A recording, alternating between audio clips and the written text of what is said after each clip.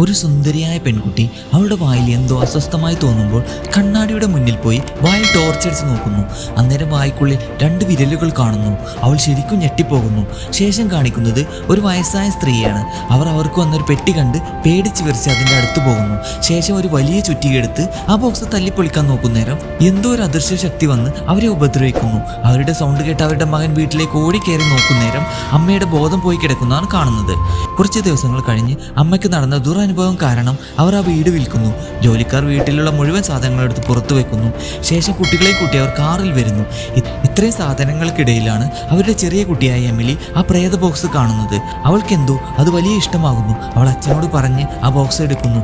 അന്നേരം കോമയിൽ കിടന്ന അവരുടെ മുത്തശ്ശി ജനാലിലൂടെ കൈ കാണിച്ച് വേണ്ട എന്ന് പറഞ്ഞ് കരയുന്നു. എമിലി അത് കേൾക്കാതെ ആ ബോക്സ് എടുത്ത് ഓടിപ്പോകുന്നു.